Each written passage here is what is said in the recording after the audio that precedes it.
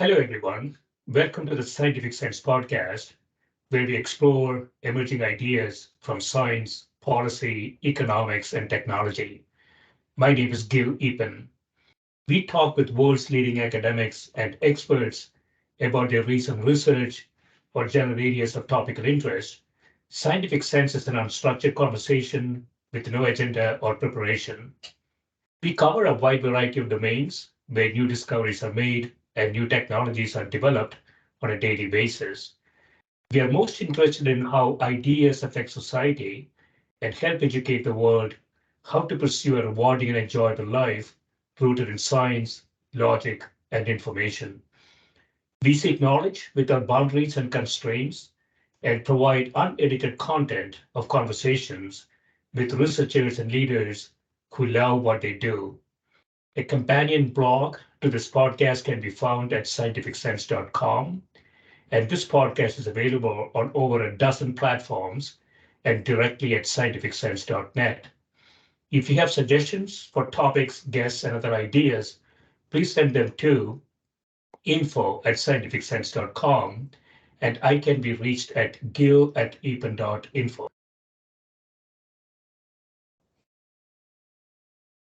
My guest today is Professor Susan Goldin-Meadow, who's Professor of Psychology and Comparative Human Development at the University of Chicago. Her research focuses on the most basic building blocks of language and thought as they're developed in early childhood. Her research also generated more broadly applicable insights into how the spontaneous gestures that learners produce that can reveal their readiness to learn language, math, and scientific concepts. Welcome, Susan. Thank you.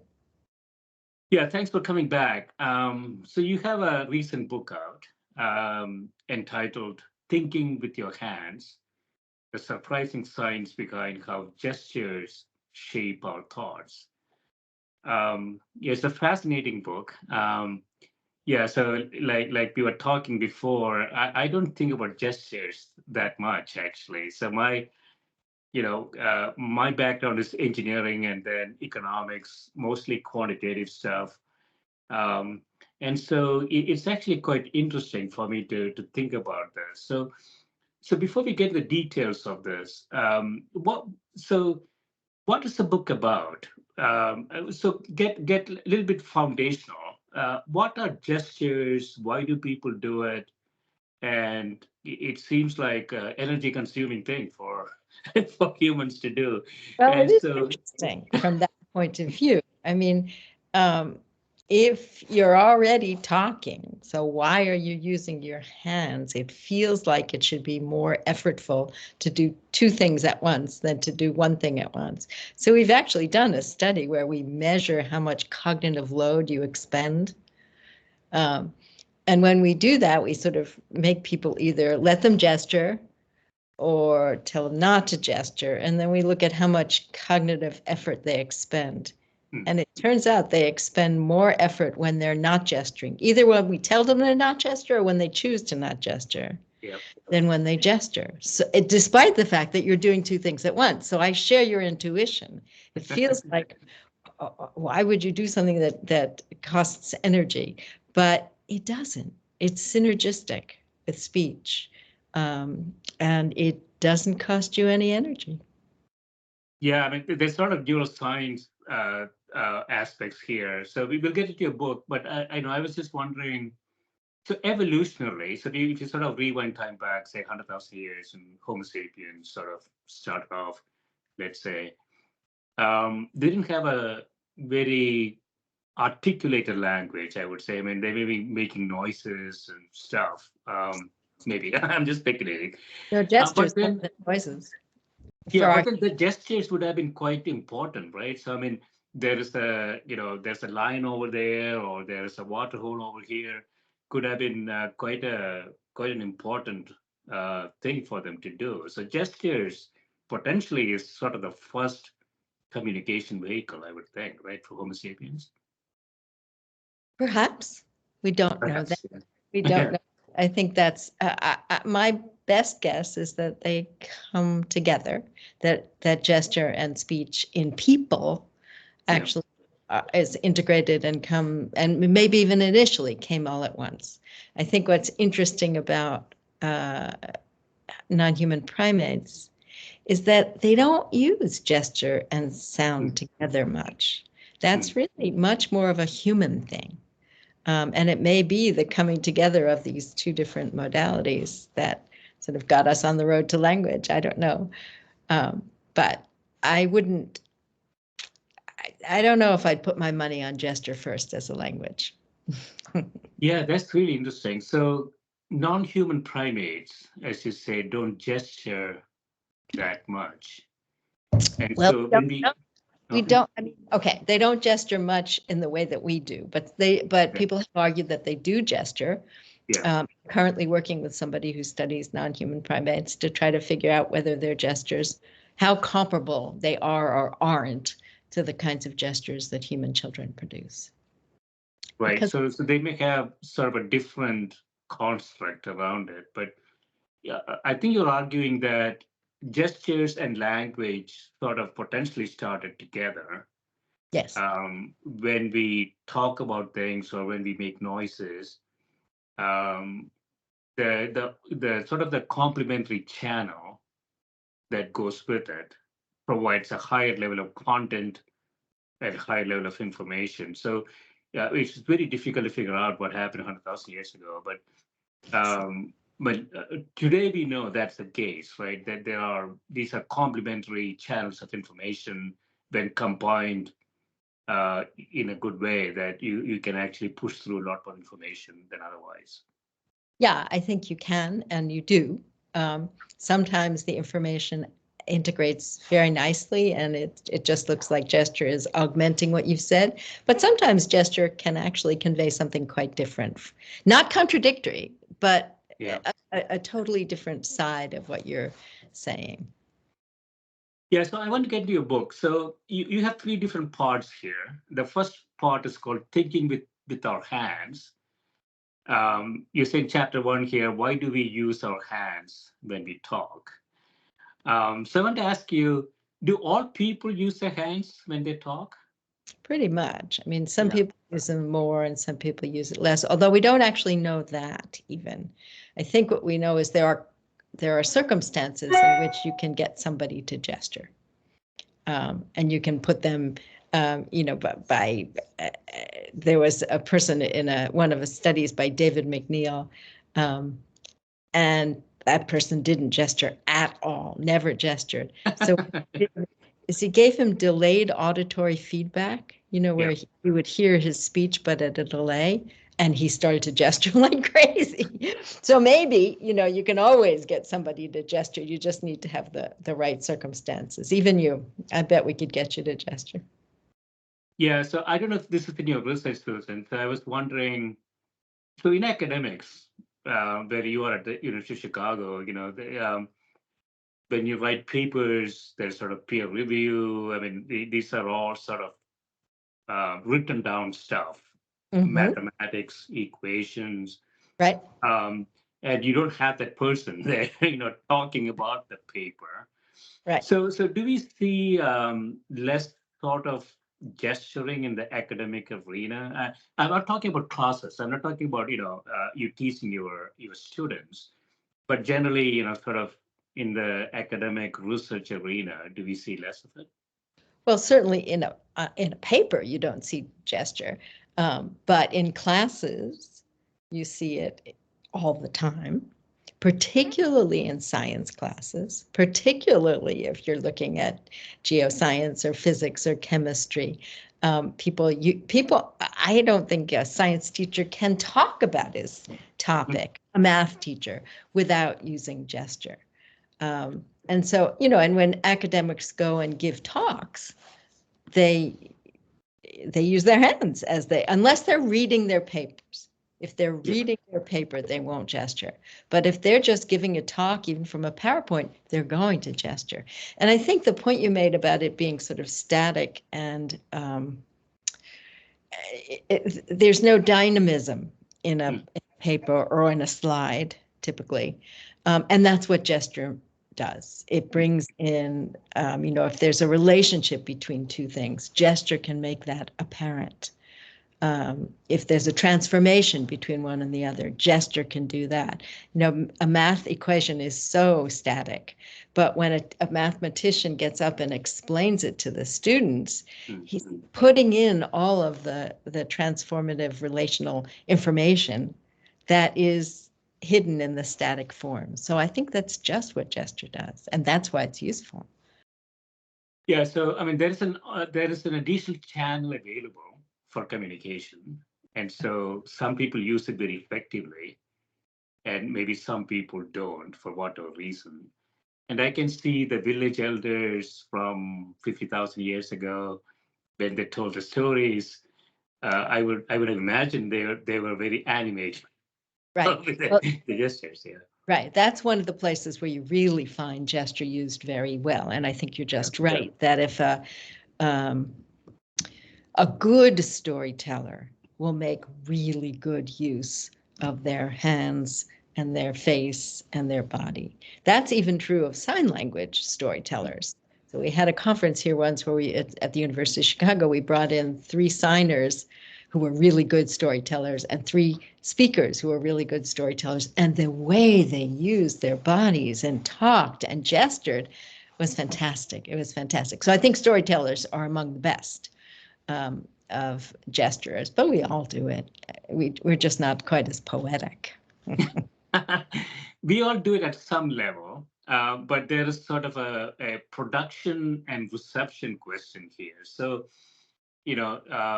clearly teachers are always on the production side of this. They're meeting students, new students every year, and they're trying to figure out how to best communicate. And the students are sort of the reception side of it. And I don't know if this is in the research, Susan. So do you find any difference between introverts and extroverts in terms of, I'm thinking more about from a student perspective, how they internalize information? I've never looked at an introvert versus an extrovert. I wouldn't imagine so. I think, okay, if you talk a lot, you will gesture a lot. If you don't talk very much, you're not going to gesture. And I guess I want to take a little bit of issue with putting teachers up as the producers and students up as the receivers, because what teachers do when they watch and listen to their students is get information from their gestures. They may not intend to, but they get information from the students' gestures, and they can at times get information that really isn't there in the speech. So they're, in a way, they're diagnosing the child's thinking from looking at the gesture. Okay. And conversely, the students are not just receiving, they are producing gestures. Yeah. So I think it's a two-way street, even in a classroom. Yeah, it's definitely two-way street. I went to school at University of Chicago for my business school. And in the business school, especially, it is always a two-way street. The professor is sort of standing back and looking at all the kids and saying, do these, kids really get it? And they're asking questions, and so you are sort of put on the spot, right, to respond to something. Right. And then that's also kind of an interesting thing, right? So suppose I sit down and write a piece, a blog or something. Clearly, I'm not gesturing because I'm, sort of putting that in the context. Right. But in a classroom situation, suppose the professor put me on the spot, it'll be quite interesting to see how that student responds to it, right? I mean, again, there are personality issues here, I would imagine. And I don't know if you looked into this, Susan. So are there cultural issues that we see? Are people, I grew up in India, for example, in a developing country where you don't really talk that much, actually. You don't talk to your elders, And so do you see some cultural differences? Well, so there cultural differences have been reported, and people believe there are cultural differences. Maybe there are. I mean, everybody believes that Italians gesture quite a lot. And gesture at all. Typically, though, if you look at that very hard, what you see is that what Italian has is a lot of emblems. So things like, okay, thumbs up and okay. And they also gesture very big. They use their bodies, whereas, Northern Europeans tend to gesture small. So originally, when the work that had been done went out and looked at Northern Europeans versus Southern Europeans and didn't find differences in rate. Now some new work is coming out that suggests there may be differences in rate, but it reflects sort of how they're thinking about the context and the situation. So there are cultural differences. I don't know if it's in rate. There are definitely cultural differences that go along with the language you're speaking. Yeah. So the syntax of your language, the structure of your language will affect your gesture. Yeah. I can give you an example. Should I give you an example? Yeah, please. Yeah. All right. So if you think about how you talk about manner and path, how you move across space, what's the manner in which you move across space? In English, that is, you can say, I ran down the hill, okay? And it's all part of the one clause. And the gesture you would do would be something like this. You would do a running gesture, and you do it as you're moving down the hill. Okay.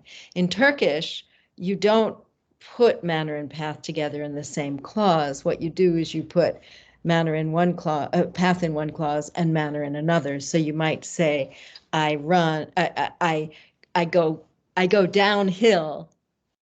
I go downhill by running. So say it that way in separated clauses, and you gesture it in that way. So in that sense, there are these linguistic differences that engender different gestures. Yeah, that's so interesting. So I mean, you talk about this in the book, and we'll get into it. So there is sort of, gesture is the language in some way. There's a structure to it. There's a context to it. So just like the Turkish saying, how they put things together, right, is still different from Northern Europeans. And I spent some time in Milan, and I can see the Italians gesturing all the time. right. But I wondered, if you take a country like, I don't know much about South Korea, but you take a country like Japan. Yeah. Do you see any differences there? I'm just speculating here. I don't know. Well, I haven't done studies in Japan. I have done studies in China. We've looked at hearing moms gesturing to or interacting with their hearing children, and hearing moms interacting with their deaf children in America and in China. And the big difference actually is that the Chinese moms gesture much more than the American moms. Much more than the American moms. And they gesture a lot, both to their deaf kids and their hearing kids, much more than the Americans do. So, I mean, my intuition would have been that, the Chinese, so I don't think we have very good intuitions. We have to do the work and figure it out. I can confirm that, in India, they gesture a lot, actually, I don't think they talk without gesturing at all. And so it's sort of a universal concept in many ways at the end of the day. Right. You think in chapter 2 of the first part, our hands reflect our minds. So what do you mean by that? I mean, there are thoughts that we have that come out in our gestures, and sometimes those thoughts match the speech, and sometimes they don't. So we've studied this for the most part in children learning different concepts, and we found instances where the child's hands and mouth match. So if you listen to him, you don't really need to watch him. But there are other contexts where you really need to both listen and watch, or you're going to miss something. So I don't know if it's related to, we talk about home science and all of that at a later time, but so this is kind of, is it related to the mismatch? Like if a child says something, but the gesture is sort of not related to that? It's not that it's not related, it just conveys more information. So I can give you an example from a number conservation task. If you take two rows of checkers, and the rows have an equal number of checkers. And you ask the child, are the same number of checkers? And he says yes. And then you spread one of the rows out. Okay. And you ask the child again, and some children, non-conservers, say no. At a certain age, everybody says no. Even you said no at one point. Yeah, so no. But the issue is, how do they explain that no answer? So some children will say, well, they're different because you move them and gesture moving, a spreading out movement. But other children will say, they're different because you move them and do a gesture which sort of pairs up the checkers in one row with the checkers in another row by doing sort of a one-to-one correspondence gesture. That didn't come out of his mouth at all. I don't even think he really knows about one-to-one correspondence, but his hands know.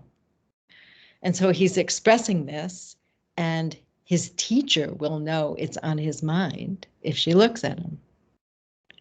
And it turns out that those children who express these additional ideas in gesture are more ready to take advantage of instruction than children who don't express this extra information. So these mismatchers are more likely to learn if you give them a lesson in number conservation. Oh, wow. So fascinating. So this goes back to sort of the cognitive load question that we started with. And so without knowing anything about it, my hypothesis was that, if you're transmitting information in two different channels, that's probably more costly. But we don't know how to measure the cost. In fact, gestures might be much less costly than auditory information channels. And so those who gesture could be optimizing from a cognitive cost perspective better, potentially, right? Well, I think we do have some evidence that they are, right? So we have asked people to do a math problem and explain it, okay? And either they explain it while gesturing or they explain it without gesturing. And then they're also supposed to remember a list of letters, okay? Yeah. And then we check later to see how many letters they remembered. They were doing this at the same time as they're explaining. And in the end, they remember more letters if they gesture than if they don't. So that's how we measure cognitive load. Because if it's really a heavy load, they should remember few letters. But if it's a light load, they should remember more letters. And they remember more letters when they're gesturing than when they're not gesturing. So could we make a speculation that if the cognitive load of language, auditory channel, is higher than gestures, then I don't know how to think about it. Does that tell us something about how humans evolved? I don't think we can talk about the cognitive load of gesture versus language. That doesn't feel like a sensible question to me, because gesture is integrated with speech. Okay, so sign language is a different story. Sign language is a language and it's its own story, right? And so you might ask whether sign language is harder, it has more cognitive load than spoken language, but that wouldn't be an easy question to ask either. And I think when you think about gesture and speech together, they're really an integrated system. And to ask about whether one has more cognitive load than the other, I think it's together that they have their synergy. Yes, I remember. This might be in a different chapter, but so we could measure how humans behave. Supposed to instruct them not to gesture, right? So you take an ordinary human being and you say you communicate with just language, don't gesture. And then you have an alternative experiment where you gesture and talk. And you have found some data between these two experiments, right, that we could potentially get some insights on. Well, there are things that differ. So, you will remember things better if you gesture. You remember what you're talking about better if you gesture than if you don't gesture. You're more likely to learn if it's a learning task if you gesture than if you don't gesture. So there are many advantages to doing gesture. there's also a personality question here, right? So I'm going on, areas outside your research, but if you had siblings, I'm thinking, at close siblings, 1, 2, 3, 4 year different siblings, as opposed to a single child, do they do they differ in any way from a language gesturing perspective? Well, I mean, there may be differences. Certainly, a single child will talk more to adults and therefore have more sophisticated language, whereas the ones who have siblings will talk to each other, and so they may, I think gesture is very dependent on the language that it accompanies. So if they talk a lot, they may gesture a lot. If they don't talk, they won't gesture very much. So I think I have never discovered differences. I mean, their families tend to gesture or not gesture. It tends to sort of spread from mom and dad to the kids. But I don't think a firstborn is different with respect to gesturing from subsequent kids, any more different than he is in language or she is in language.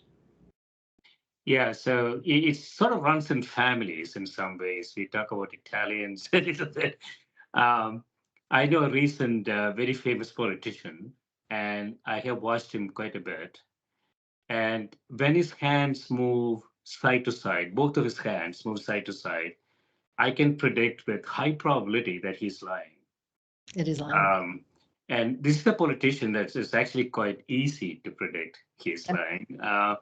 And it seems like all his kids do the same thing. So Only all when lying.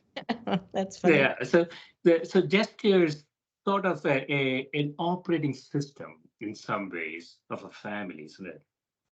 Well, we have never really looked at gesturing within a family. This is just sort of an observation that parents who gesture a lot tend to have kids who gesture a lot. But we haven't looked at commonalities across family members or how they talk to one another. I think that would be an interesting thing to do.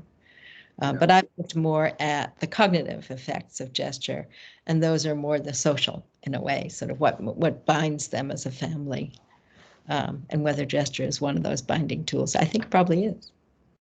Sort of the binding tools. It could also be there's a set of. It's a bit like an operating system, in my view.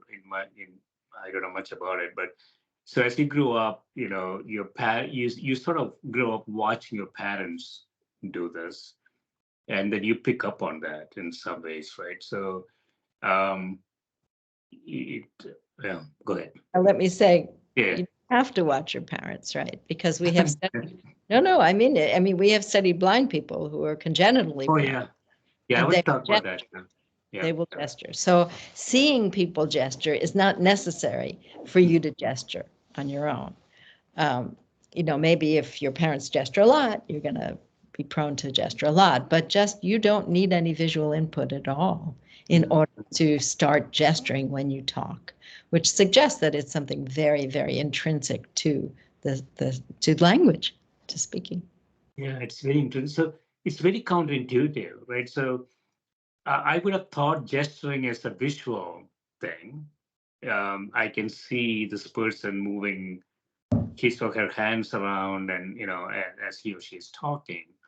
But you're saying it is more fundamental than that. So if you're on a study of blind kids in a family, their gesturing patterns are similar to their parents' patterns.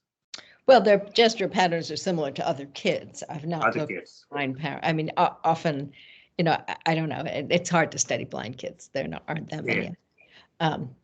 So we have looked at blind kids and compared them to sighted kids and compared them to blindfolded kids, and their gestures are not that different in some contexts.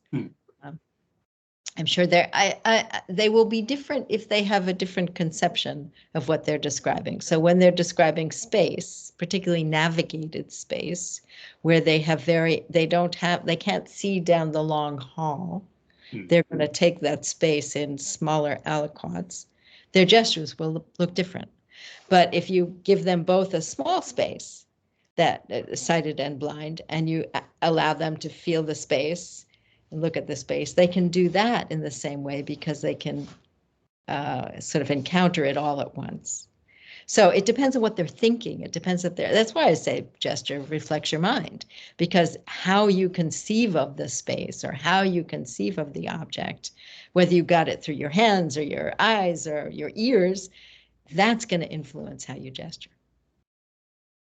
Yeah, so it's a very fundamental concept. It's almost going into, so we talked about, sort of non-human primates. We don't know a lot about them. We don't exactly know how they communicate. Maybe, species close to us, maybe doing some gesturing, but species away from us may not be. So language, if I understand this correctly, Susan, and correct me if I'm wrong, gesturing is part of language development. It is not a separate concept. It is integral to language. That is the way I understand it now. I think that's right. I think it is integral to language. And one of the reasons I firmly believe that is because, first of all, we haven't found a culture yet where people don't gesture. And the blind, even if you never see somebody gesture, you still move your hands when you talk. And that is very compelling evidence that, if you're going to talk, you're going to be gesturing. In addition, signers gesture. Yeah. I mean, people who are American Sign Language users are using their hands already, but they do more than just use the signs. They will produce gestures that look similar to a hearing person's gestures. Right. So in part 2 here, you say it is speaking with our hands. And you say here in chapter 4, as long as there are humans, there'll be language. I'm not sure about that. We are actually advancing in the United States, almost losing language. I contend. Not really. But I get your point here. So there will be language, but language, as you define it, is not just auditory. Right. It is sort of body language, as you no. No, I know. I do not call body language language. I think body language is quite different from the structure of language.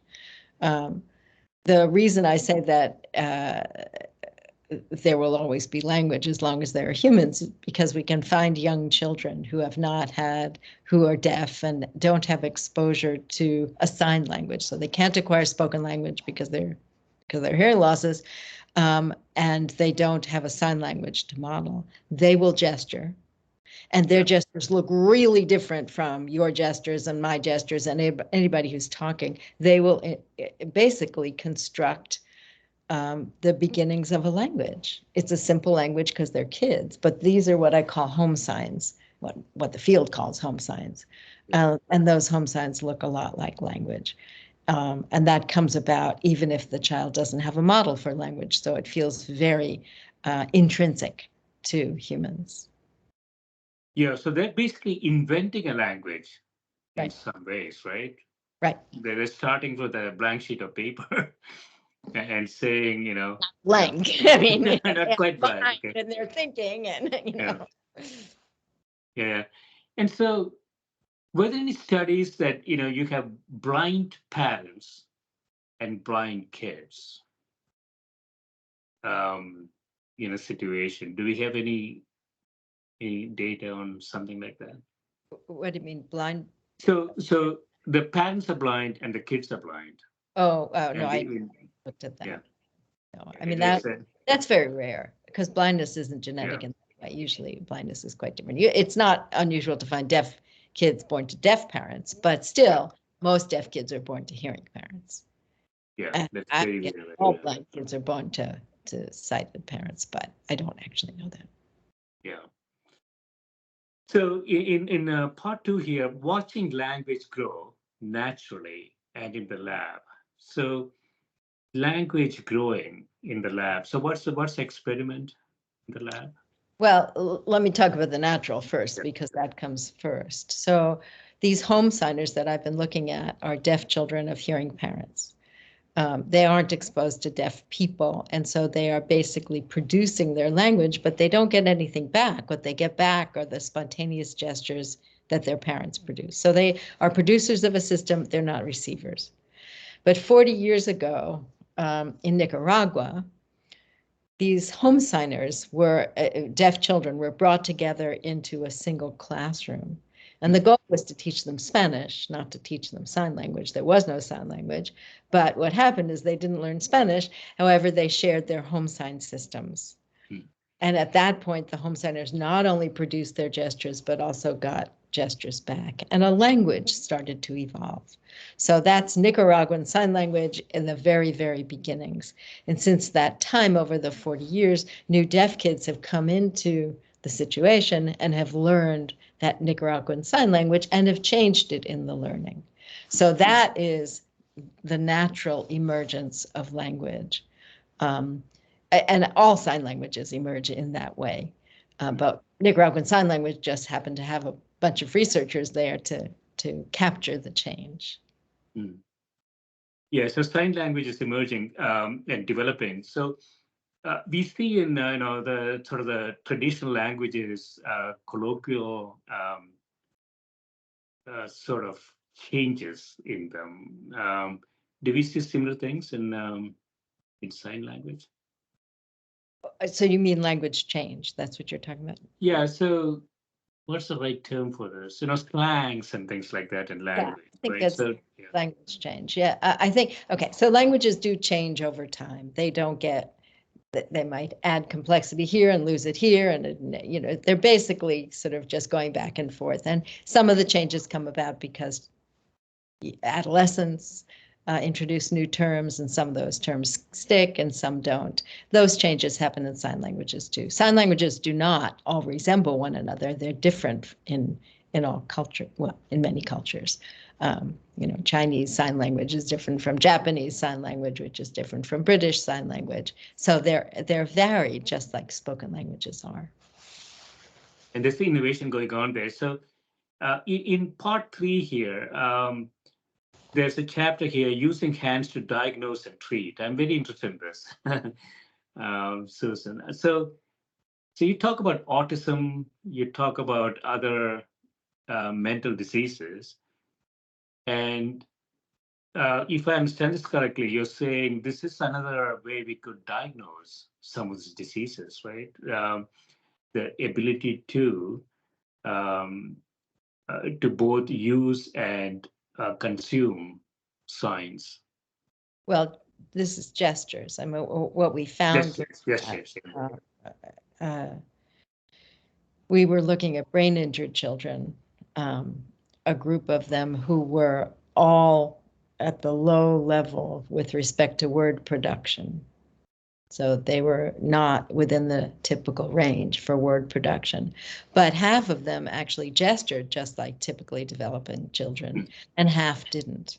And that was at 18 months. And if you look then at 30 months, the same children, you see that the children who gestured a lot in the first time continued to gesture a lot. And the kids who gestured very little continued to gesture very little. But the difference came with the word learning. So the children who did not gesture stayed at the bottom of the pack and never really developed words at the typical rate, whereas the children who gestured did. So by 30 months, they were in the normal range for both gesture and speech. So if you were looking at gesture, you would be able to diagnose and figure out which kids needed the intervention to move into the typical range and which kids did not. So sorry, go ahead. Sorry. No, it's just, I think it's a really interesting tool that clinicians, and frankly, I think good clinicians use that tool all the time. They just don't always realize what they're using when they say this kid is, having problems. Yes, so interesting. So, maybe the first 12 to 18 months, kids don't have language, but they are gesturing. And so this is sort of an early diagnostic tool that we could incorporate. Right? I mean, this is before the children are really, they're not doing well in language, but it's well before they're going to really be, you wouldn't say, this kid needs needs instruction and this one doesn't. You would never know that unless you looked at their gestures. But more fundamentally, I mean, I sort of know how adults gesture, but I don't know. My daughter's an OBGYN, so I have to ask her. But I don't know how kids um, gesture. Is there a difference? Well, I think that at the very early stages, there is a difference. So that when children use their gestures, they often use them as words. Certainly when they're very little and they can't talk, they point a lot. But, a child might point at a cup and say, "Mommy." Hmm. And that's really a little sentence because the child is not calling his mother a cup. It's mommy's cup. But the gesture is functioning as a word. And we can do that, but we don't do that as much. We use our gestures to sort of at a different level. It's more at a discourse level, and we capture bigger ideas. And I think somewhere between, the beginning of speech and maybe 5 or 6, children's gestures change, so they start using their gestures at a discourse level as well. And they look like adults. Like adults. And it's all downhill from there. So, yeah, so that sort of proves the idea that gestures or the gesture construct is a language.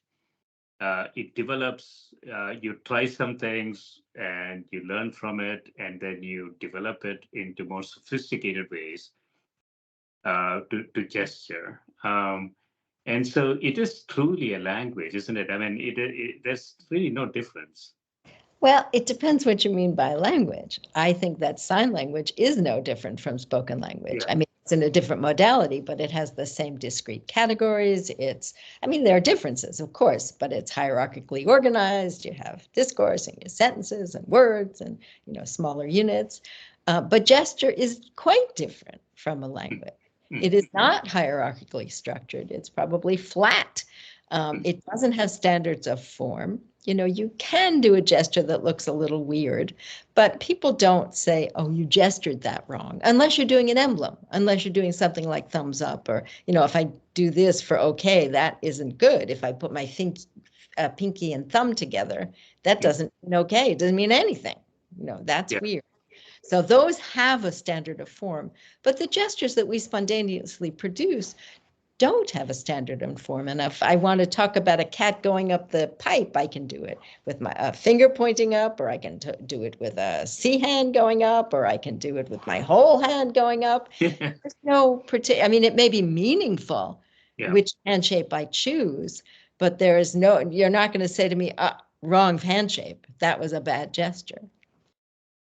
Yeah, it's the politicians, and I think you talk about this somewhere in your book. The kings, queens, and princesses have realized this. So when you go out to the public, there's certain gestures you have to do or you shouldn't do. So this is trained gestures as to be expected by the public, right? This is a different thing. Yeah. Right. But I do refer to Princess Diana when she's being trained to enter into the court. And what they told her, they basically tied up her hands because they didn't want her spontaneously expressing herself.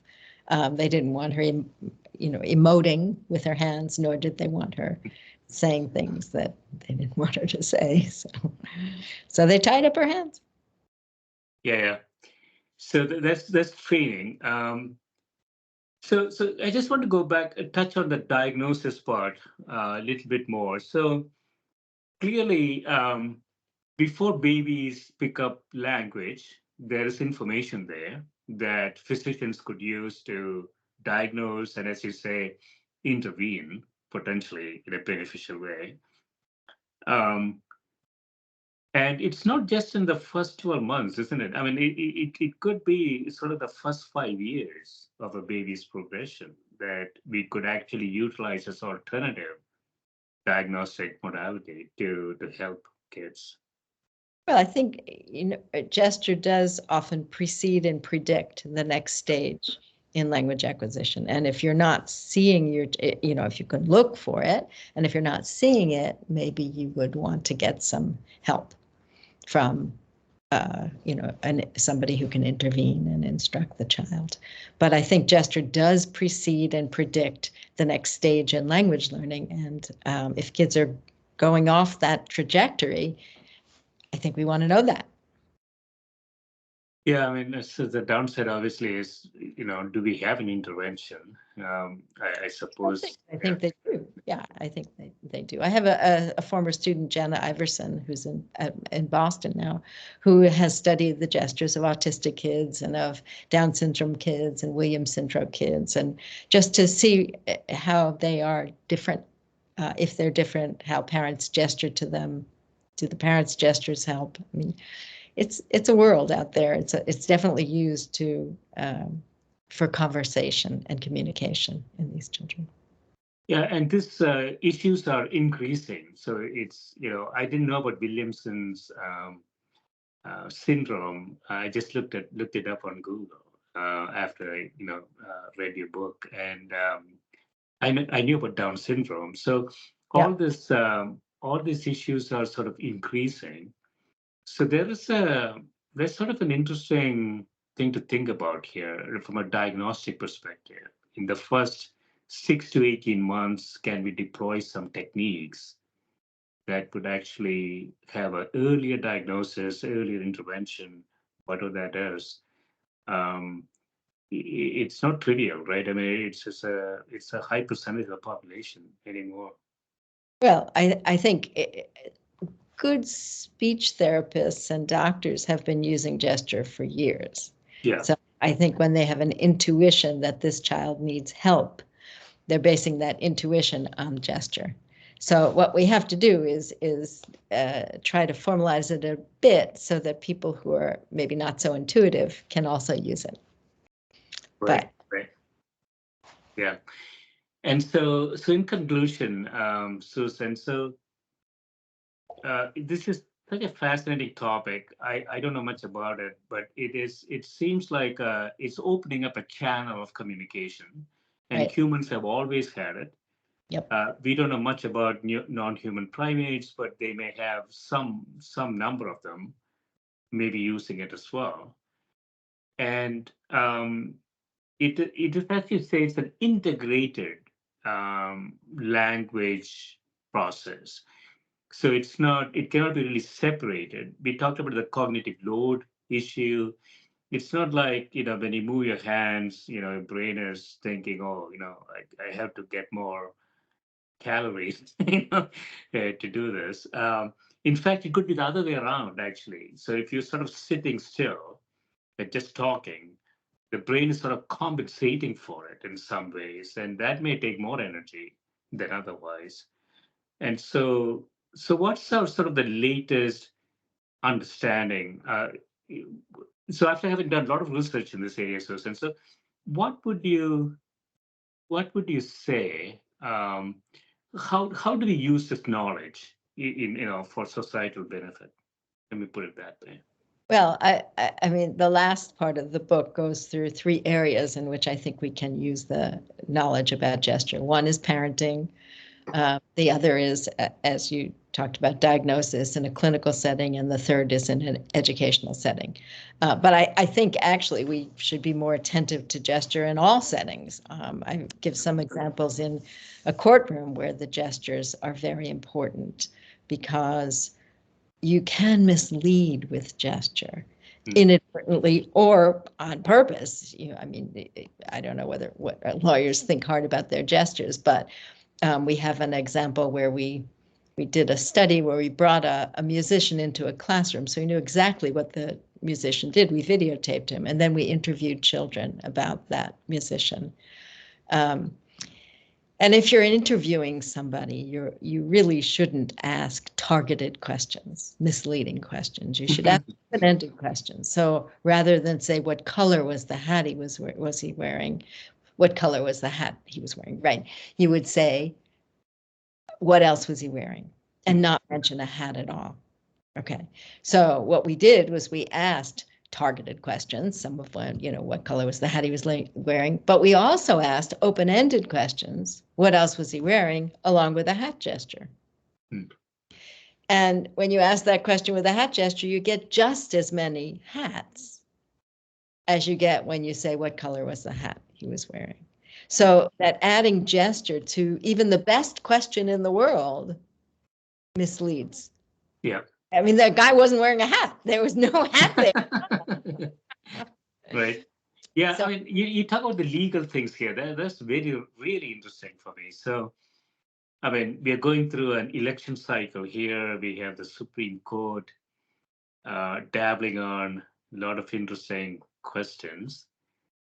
When the briefs come out, I'm not a lawyer. I don't know much about how this thing works, but you say, it's all text, right? It's sort of an analytical Einstein Maxwell equation paper, and there is no additional context there, and so that's a problem for the legal profession, isn't it? well, I think there is information that is being Yeah. produced, entered into the conversation, and not written down. So if the lawyer says, what else was he wearing, and does a hat gesture, he's going to sort of bias his witness to start talking about hats, even though he never mentioned hats, and hats won't be on the transcript. Then it works the other way. If the lawyer says to a child, what else was he wearing, and the child says nothing, but does a sort of an eyeglasses gesture, holds up to his eyes, doesn't say anything, so it won't be on the transcript. The lawyer's next statement, oh, was he wearing glasses? It sounds like the lawyer has introduced that topic, when in fact it was the child. So I think at moments when new bits of information are introduced into a trial or a testimony, that may be the place to go and check the video and make sure that it was introduced by the person the transcript says it was introduced by. Yeah, so what you're arguing, if I understand correctly, Susan, is that when the justices go back and make a decision, they should not be just reading text. They should be watching videos. Well, I've thought a lot about this, because you can't watch the videos for all of the, of the whole testimony. That's too much. So when I think that the places. Oh, these guys are getting paid a lot of money. They have a lot of time. No, I'm just kidding. Well, that may be okay. But if they want to be more targeted, what they can do is look at the moments when new information is being introduced on the transcript, and then go check the video there. Yeah. Because I'm trying to think about, you cannot say to somebody, oh, look at the entire video of the eyewitness testimony. It's just, it's overwhelming. So I've thought a lot about how you could be more targeted, and it could be more useful. So that would be my suggestion. So your suggestion would be, so you look at the transcript and you say, at 13:30, there is a piece of information here that I don't quite understand. So I can go look from 13:30 to 14:30. I can see. Right. So at that moment, the child sort of tells you that the person who attacked him was wearing a hat. Yeah. Okay, let's go back and see whether the lawyer introduced that idea, or whether it came from the child, something like that. Right. On the other hand, though, I mean, watching a video is almost as time consuming as reading a transcript. I mean, these legal transcripts are quite long. Yeah. And so I don't know if it is, that much more time consuming to actually watch the video. That I don't know. I will leave to the jurors and the lawyers. Excellent. Yeah. So, do you have any closing thoughts that you want to leave? No, I think I want people to understand that there is a distinction between using your hands to gesture when it accompanies language, either a spoken language or a sign language. Yeah. Right? And using your hands to sort of take over the full role of language, and that's home sign and sign language.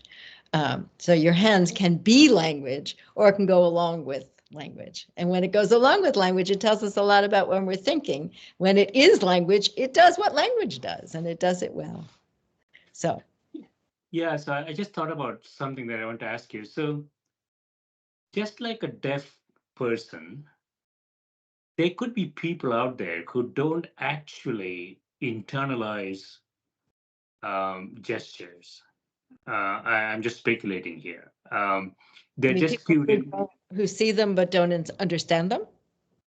They may not be really cued into them. So so for instance, and I was saying, I just learned from auditory information, and there could be people out there who are they are in some sense gesture deaf. I'm just speculating, completely speculating. I have no data on this. Right. I suspect that people like that. Like so if you go out to them and you talk to them and you say, whatever you want to say, they're just taking one channel in. So it all depends on what you actually said, nothing else. I suspect that people like that out there. I don't know. I bet you're watching my gestures. I'll do a little study on you sometime. We'll check it out. No, I'm not. I'm not saying I'm like that. Yeah, I'm just there's saying a they could be. gesture. You just did one. Excellent. Yeah. Thanks so much for coming back. Sure, it was a pleasure. Thank you. Thanks for having me. Thank you.